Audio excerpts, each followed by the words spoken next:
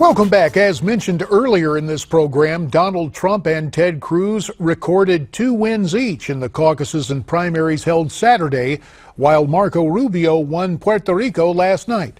The fourth man remaining in the Republican race, John Kasich, did not fare as well. The Ohio governor was in Michigan today holding town hall meetings looking ahead to tomorrow's primary there. And I spoke with Governor Kasich yesterday, asking him for his take on Saturday night and how he sees the race going forward. Well, it was a caucus situation. We didn't really go out and compete, but we picked up delegates in, I don't know, 2 or 3 states. And we were actually, outperformed how we thought we would do. And, we're on our way to Michigan, which is, and then, of course, after Michigan, we come to Ohio. So the calendar here in March Madness is heading to give me some home court advantage, and I'm very excited about it. Speaking of Michigan, a new ARG poll puts you 2 points ahead of Donald Trump. Now, just a short time ago, Mr. Trump was leading by nearly 20 points. Your take on the poll? And, John, do you believe you will win in Michigan on Tuesday?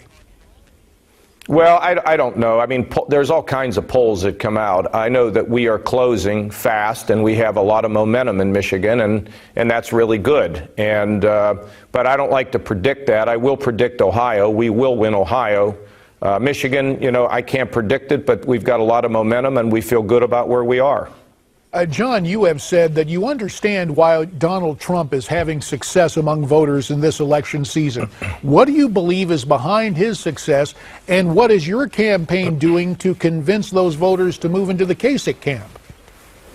Well, J.D., it's people who are worried about their jobs. It's economic insecurity, the fact that their wages aren't going up, the fact that they put their money in the bank and got no interest on the money that they put in the bank, the fact that their kids have rung up huge debt, college debt, and they're still living at home because they can't find a decent job. I understand that. I grew up in that. That's the environment that I was raised, this kind of economic insecurity.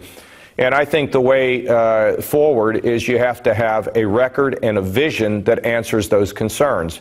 I don't think you solve that problem by attacking Donald Trump. I think you solve that by being able to communicate and articulate an approach that can deal with this economic insecurity, and I think that's the way you do it. John, one area of agreement, at least based on your voting record in Congress, may come on China.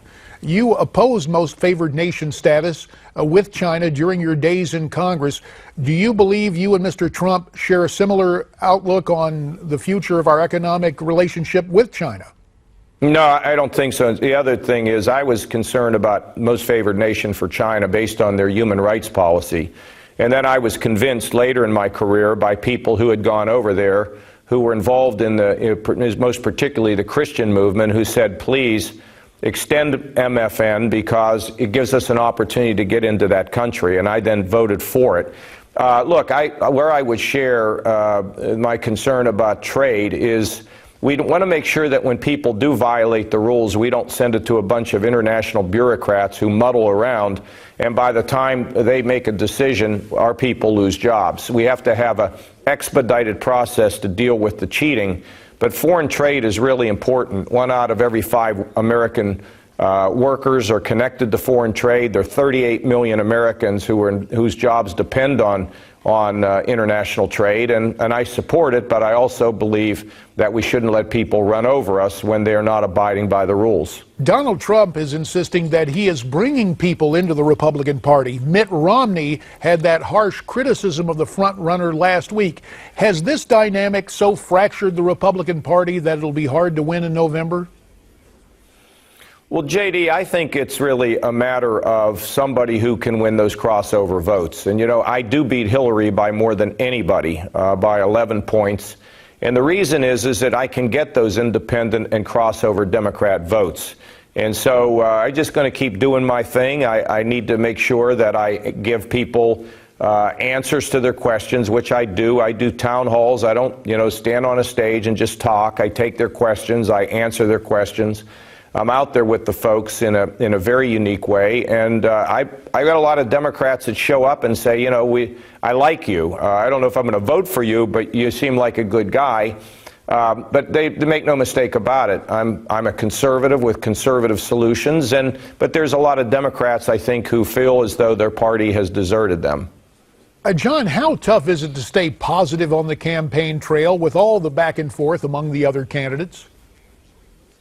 It's easy, JD. It's I go to these rallies and people are very, very excited about the fact that I'm positive. I mean, the downside of it is you don't get any media coverage. Because if you're not calling a name, people then, they don't put you on because you're talking about a solution to a problem rather than name calling. And that's been the challenge throughout. But look, I'm one of 4 people left. I'm the last governor standing, and who would have thunk it? Let me ask you, and I know you are loath to comment about other candidates, but in retrospect, did Marco Rubio make a mistake going negative? JD, that's up to the Rubio campaign. I'm not going to comment on other people's performances. I just don't want to do that. All right. Well, let's talk about your performance. You've released your tax returns. Do you invite everyone else to release theirs? Well, I released mine because both Marco and Ted released theirs, and we know the situation in regard to Donald Trump. We'll see what happens. And we will see what happens Tuesday. John Kasich, take good care. Thank you.